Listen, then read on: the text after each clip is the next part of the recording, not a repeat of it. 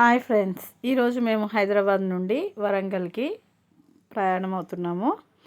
అయితే ఈ ప్రయాణంలోనే మేము ఏ విధంగా ఎక్కడెక్కడికి వెళ్ళాము అనేది మీకు తెలియజేస్తూ ఉంటాము. అదేవిధంగా వీడియో చూస్తూ ఉండండి.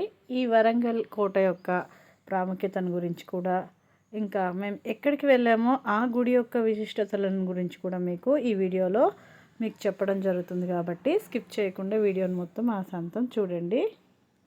అయితే ఇప్పుడు మేము 1000 స్తంభాల గుడికి రావడం జరిగిందనమాట. ఇది హన్మకొండ జిల్లా హన్మకొండ మండలంలో ఉందన్నమాట. హన్మకొండలో ఉంది. ఇది వరంగల్ నుండి సుమారుగా 5 కిలోమీటర్ల దూరంలో ఉందండి. ఈ హన్మకొండ నగరం నడిబొడ్డున ఉంది కాబట్టి కాకతీయుల శిల్పకళాశైలితో అలరారేటటువంటి ఇది త్రికూట ఆలయం అని కూడా చెప్పవచ్చు. ఇక్కడ నక్షత్రాకార పీఠంపై రుద్రేశ్వరుడు ప్రధాన అర్చనమూర్తిగా ఈ లింగ రూపంలోనే ఇక్కడ భక్తుల పాలిటి కొంగు బంగారమై ఉన్నారు అని చెప్పవచ్చును. అంతేకాకుండా ప్రధానాలయం తూర్పుకు అభిముఖంగా అద్భుతమైనటువంటి వాస్తుకలతో అలరారుతూ ఉంటుందన్నమాట. చాలామంది చూపురులకు ఆశ్చర్యాన్ని కలిగించే విధంగా ఉంటుంది. ఈ ఆలయ ముఖమండపానికి ఉత్తరాభిముఖాన నందీశ్వరుని విగ్రహం నల్లరాతితో చెక్కబడి ఉంటుందన్నమాట. ఇంకా పెద్ద పెద్ద ఈ ప్రాంగణంలో ఆలయంలో ఉత్తర ప్రాకారం ద్వారా వెళ్తే మనకి ఇక్కడ లింగాలపైన కరవీర వృక్షము పుష్పార్చన చేస్తున్నట్టుగా గాలికి రాలే పువ్వుల సువాసనలు వెదజల్లుతూ ఈ లింగాలపై పడే విధంగా ఉంటుందన్నమాట. ఆలయ మండపం పైన ఇక్కడ చూడండి, ఈ మండపం పైన లతలు పుష్పాలు నాట్యం చేస్తున్నటువంటి భంగిమలో ఉన్న స్త్రీమూర్తులు పలు పురాణాలకు సంబంధించినవి కూడా ఇక్కడ మనకి కనబడుతూ ఉంటాయి అన్నమాట. ఇక్కడ నుంచి మేము భద్రకాళి టెంపుల్కి బయలుదేరుతున్నాము. భద్రకాళి టెంపుల్ యొక్క ప్రాధాన్యత అంటే తెలంగాణ రాష్ట్రంలోని వరంగల్ జిల్లాలో ఈ భద్రకాళి దేవాలయం అనేది ఉండడం జరిగింది. అయితే ఇది అక్కడి నుంచి మేము చూసినట్లయితే పాలిటెక్నిక్ కాలేజ్ నుంచి 1.5 కిలోమీటర్లో ఉందన్నమాట. ఆ చెరువు తీరాన అంటే భద్రకాళి చెరువు పక్కనే ఉందన్నమాట. ఒడ్డుకి ఈ గుట్టల మధ్యలో ఉందన్నమాట. చాలా బాగుంది భద్రకాళి టెంపుల్ అయితే. మొత్తం దాదాపు 9 అడుగుల ఎత్తు 9 అడుగుల వెడల్పుతో కన్నుల పండగగా ఉంటుందన్నమాట. ఇంకా 4 చేతులతో ఖడ్గము, చురిక, జపమాల, డమరుకము, ఎడమ వైపున ఉన్నటువంటి 4 చేతుల్లో త్రిశూలము, చిన్న మస్తకము, ఇలాంటివన్నీ చాలా చాలా బాగుందన్నమాట. ఇక స్థల పురాణానికి వచ్చినట్లయితే లోపలికి ఎంటర్ అయ్యామండి మేము ఇప్పుడు. ప్రతాపరుద్రుని కాలానికే అమ్మవారు భక్తులకు కొంగు బంగారమై వారి కోరికలను తీరుస్తూ ఉన్నది అని చెప్తున్నారనమాట. ఇంకా అంతేకాకుండా ఏకశిలా నగరానికి వచ్చినటువంటి ప్రతాపరుద్రుని కొలువుకూటానికి ఇక్కడికి రావడం జరిగిందని చెప్పారు. ఇంకా గోశాలండి, ఇక్కడ ఆవులు ఉన్నాయన్నమాట. నాకు ఆవులు అంటే చాలా ఇష్టము. అందుకనే ఎప్పుడు వెళ్ళినా కానీ గుడికి వెళ్తే నేను ఆవులకు గడ్డిని పెట్టి తర్వాత వాటి ఆశీర్వాదం తీసుకోవడానికి గోమాత ప్రదక్షిణం అనేది చేస్తూ ఉంటానన్నమాట. అది నాకెంతో చాలా తృప్తినిస్తుంది. ఈ ఆలయ విశిష్టత నిర్మాణ విశేషాలు తెలుసుకోవాలంటే ఇది 625లో నిర్మించబడిందని చెప్పవచ్చు అనమాట. స్థానికులు చెప్తున్నారు అప్పుడు 600 ఏళ్ళ కిందట జరిగింది ఈ ఆలయ నిర్మాణము అని. ఇక ఈ ఆలయాన్ని నిర్మించినటువంటి రెండవ పులకేశి అమ్మవారిని ఆరాధించినట్లుగా చెప్తారనమాట. ఈ ఆధారం అమ్మవారి విగ్రహం ఒక పెద్ద ఏకకొండ శిల మీద చెక్కబడి ఉండడమే అన్నమాట. ఈ విధంగా ఏకాండశిలలో విగ్రహం చెక్కడం చాళుక్య సాంప్రదాయంలో ఉన్నది అని మనకి కనిపిస్తుంది అనమాట. ఎందుకంటే ఇంతకుముందు పరమేశ్వరుంది అంటే ముందుగా మనము 1000 స్తంభాల గుడికి వెళ్ళాం కదా, అక్కడ కూడా ఏకశిల మీదనే జరగడం జరిగిందనమాట. అంతేకాకుండా ఈ మూల స్తంభాలు చతురస్రాకారంలో ఉన్నాయి. కాకతీయుల స్తంభ విన్యాసము వర్తులాకారంలో మనకి కనిపిస్తూ ఉంటుంది ఇక్కడ. ఆ కారణాల వల్ల దేవాలయంలో చాళుక్యులు కూడా అప్పటికి ఈ విధంగానే నిర్మించి ఉంటారు అనే ఊహ అనేది అక్కడ ఉండడం జరిగిందనమాట. మేము ఇక్కడ చూడండి, ఇదంతా ఈ భద్రకాళి టెంపుల్ అనమాట. ఇక్కడ ఇక్కడ మనకు కనిపించేది యోగశాల అన్నమాట. యోగశాల. దాని తర్వాత ఇదంతా ప్రసాదం క్యూ అదంతా ఉందన్నమాట. ఇక్కడ నాగ పుట్ట అనేది ఉండడం జరిగిందనమాట. ఇంకా మేము అక్కడ నుండి భద్రకాళి టెంపుల్ ఎక్కువ సమయం లేనందున అక్కడ నుండి మేము ఫోర్ట్కి రావడం జరిగిందనమాట. కాకతీయ ఫోర్ట్కి రావడం జరిగింది. ఇక ఇది తెలంగాణ రాష్ట్రంలో అంటే కిల్లా అని చెప్తున్నారు అనమాట అక్కడ వరంగల్లో.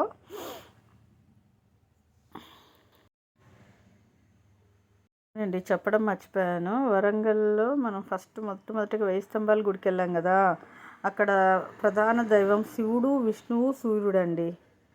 అక్కడ అది చెప్పడం మర్చిపోయాను. 1163వ సంవత్సరంలో దాన్ని నిర్మించడం జరిగింది. రుద్రమదేవుడు అని చెప్పడం జరిగిందనమాట. ఇంకా హనుమకొండ నడిమొడ్డులో ఉందన్నమాట, లింగాకారంలో ఉంటుందన్నమాట అది. నెక్స్ట్ ఇక్కడ ఫోర్ట్లోకి ఎంటర్ అయ్యామండి మనము.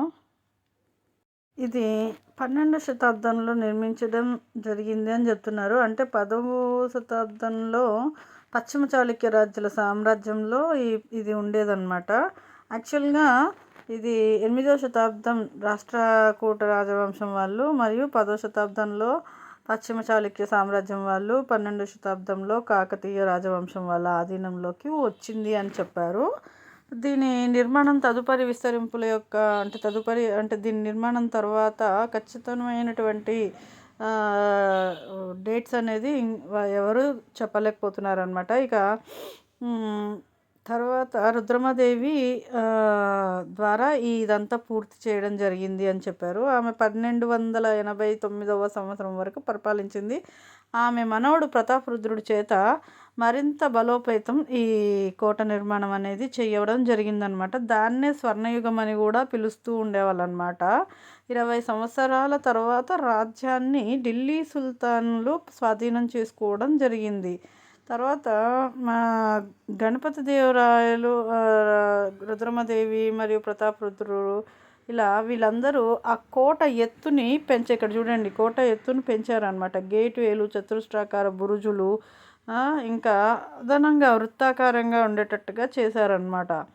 ఇక రుద్రమదేవి మరియు ప్రతాపరుద్రులందరూ కూడా ఈ కాకతీయ రాజ్యాన్ని అంటే ఈ కోటను బలోపేతం చేయడం జరిగిందనమాట. 1309లో అల్లావుద్దీన్ ఖల్జీ, మాలిక్ కపూర్ 1,00,000 మంది సైన్యంతో, పెద్ద సైన్యం అనమాట, కోటపైన దాడి చేసి చుట్టుముట్టారు. అప్పుడు ప్రతాపరుద్రుడు మరియు అతని ప్రజలు బలీయమైనటువంటి రాతి గోడల కోటలో తమను తాము సురక్షితంగా ఉంచుకున్నారన్నమాట. ఇక్కడ మేము ఫోర్ట్ నుండి మళ్ళీ భద్రకాళి బండంట భద్రకాళి చెరువు కాడికి వచ్చాము. ఇదంతా భద్రకాళి చెరువు అనమాట. దాని పక్కకే ఒక చిన్న పార్కుని పెట్టారనమాట. మేము అందులోకి వచ్చాము. కొద్దిగా సేపు అక్కడ టైంని స్పెండ్ చేసామన్నమాట. మార్నింగ్ నుంచి అక్కడే తిరగడం వల్ల అక్కడ కొద్దిగా విశ్రాంతి అనేది తీసుకోవడం జరిగిందనమాట. పార్క్ మాత్రం చాలా బాగుంది, చాలా అందంగా ఉందన్నమాట. లేక్ ఇదంతా చెరువు. అయితే ఈ భద్రకాళి సరస్సు యొక్క విశిష్టతను కూడా మీకు చెప్తాను. దాంతోపాటు ఇంకా కొద్దిగా ఈ కోట గురించి కూడా, అంటే ఫోర్ట్ గురించి కూడా చాలా ఇన్ఫర్మేషన్ ఉంది. అందులో కొద్దిగా నేను ఇక్కడ వివరించడం జరుగుతుంది. మేము లేక్లో ప్రయాణం చేసాం. అంటే ఆ చెరువు లాంచ్ అనేది తీసుకోవడం జరిగిందనమాట. దాంట్లో మేము ప్రయాణం చేస్తున్నాము. అయితే మా ప్రయాణం చేస్తూ ఉన్నాం కదా, దాన్ని చూపిస్తూ ఈ వివరణ కూడా చేయడం జరుగుతుంది, వినండి. దాని తర్వాత కోహినూర్ వజ్రంతో పాటు విలువైనటువంటి సంపదలు కూడా ఈ కోటలో ఉన్నాయి అని తెలిసి అక్కడి నుంచి అతను తెలుసుకున్నాడు అనమాట. అక్కడి నుంచి అతను వెళ్ళిపోయాడు ఢిల్లీకి. ఈ ముట్టడిని అమీర్ ఖస్రో వర్ణించడం జరిగింది.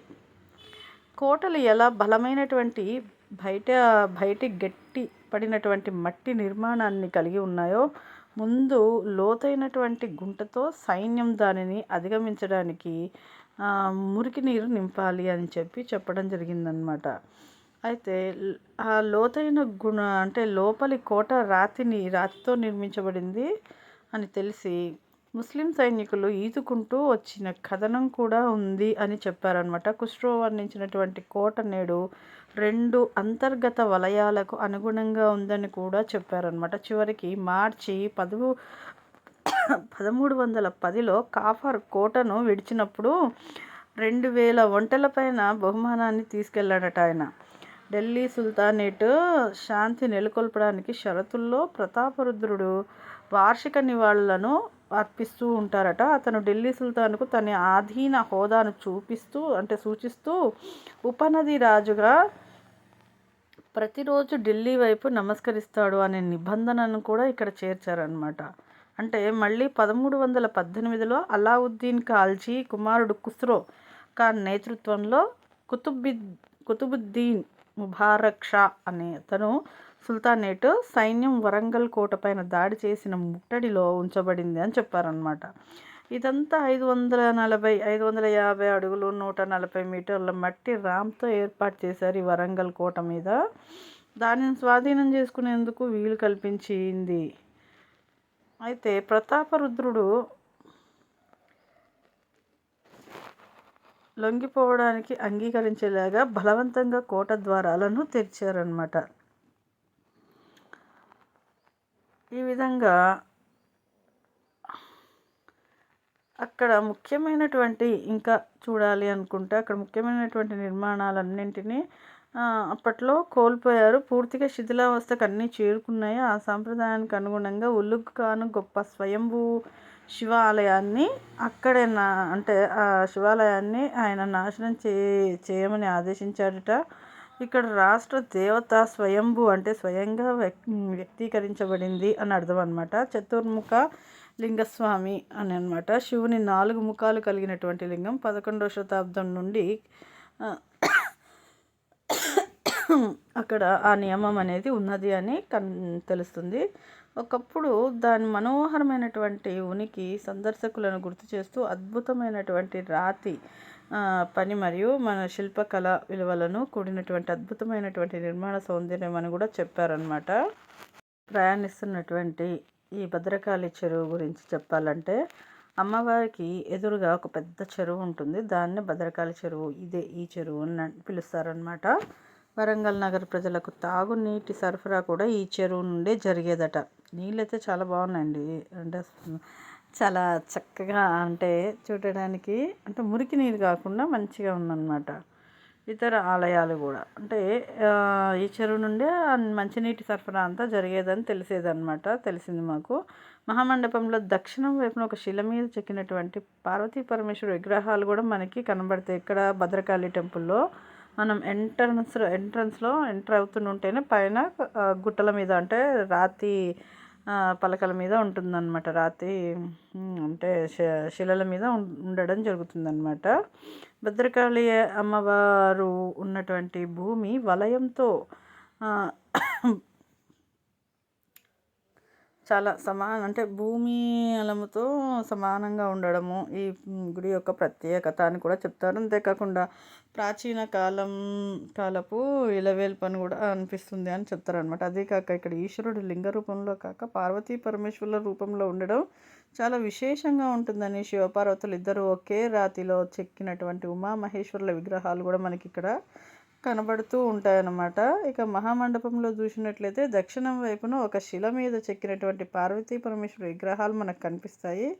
ఈ విగ్రహాలు భద్రకాళి అమ్మవారు భూమి ఉండడం జరుగుతుందన్నమాట. నెక్స్ట్ ఇంకా అంతేకాకుండా ఇక్కడ సాంస్కృతిక విద్యాలయము ఆగమ సంస్కృత విద్యాలయం అనేది ఒకటి ఉన్నదన్నమాట. అది కూడా ఇటీవల చాలా దేవాదాయ శాఖ వారి ఆధ్వర్యంలో సర్వశ్రేయోనది సహకారంతో నెలకొల్పారని తెలుస్తుందన్నమాట. ఈ అమ్మవారిని అక్కడ 2వ పులకేశి గారు ఆరాధించినట్లుగా చెప్తారనమాట. ఏకాండ శిలలో విగ్రహం చెక్కడం చాళుక్య సాంప్రదాయంలోనే మనకు కనిపిస్తుంది అని కూడా చెప్తున్నారు. రెండవది ఈ ఆలయ నిర్మాణానికి నిలిపినటువంటి మూల స్తంభాలు చతురస్రాకారంలో ఉంటాయి అని కూడా చెప్తున్నారు అన్నమాట. ఈ విధంగా మేము చూసినటువంటి 3 ప్రదేశాల యొక్క అంటే ఇంతకుముందు మేము వెళ్ళాం కానీ అప్పుడు ఈ ఆలయాల్లో చీకట్లో వెళ్ళామన్నమాట రాత్రిపూట. అందుకని ఈ ఆలయాలను అంతగా మేము చూడలేకపోయాము. తొందరలో గుడి మూసేటటువంటి సమయంలో వెళ్ళడం వల్ల. అందుకని తీరిగ్గా ఇప్పుడు మళ్ళీ ఈ 3 ఆలయాలను చూడడానికి మాత్రమే వెళ్ళడం జరిగిందనమాట. 3 ఆలయాలు అంటే 1000 స్తంభాల గుడిను, భద్రకాళి టెంపుల్, భద్రకాళి చెరువు మరియు ఫోర్ట్ ఒకటి చూసామన్నమాట. వాటిని గురించి కొన్ని విషయాలను తెలుసుకున్న, ఆ విషయాలను ఈ వీడియోలో మీకు చెప్పడం జరిగింది. మరి ఈ వీడియో కనుక మీకు నచ్చినట్లయితే లైక్ చేస్తారనుకుంటున్నాము. మరియు షేర్ చేయడం మాత్రం మర్చిపోకండి. మాకు తెలిసినటువంటి సమాచారాన్ని అందించాము. ఇంకా మరికొంత సమాచారం కావాలి అని అంటే ఈ వీడియో డిస్క్రిప్షన్లో మీకు మరొక వీడియో, అంటే ఇంతకుముందు మేము వరంగల్ వెళ్ళినప్పుడు మేము రామప్ప దేవాలయము అన్నీ చూడడం జరిగింది. లక్కవరము, బొగట జలపాతము, వాటన్నింటి గురించి మేము చెప్పడం జరిగిందనమాట. ఆ వీడియో లింక్ ఓపెన్ చేసి మీరు వాటి విశేషాలను కూడా తెలుసుకోగలరు. ఈ వీడియోని అందరూ స్కిప్ చేయకుండా పూర్తిగా చూస్తారని అనుకుంటున్నాను. థ్యాంక్ యూ, ధన్యవాదాలు.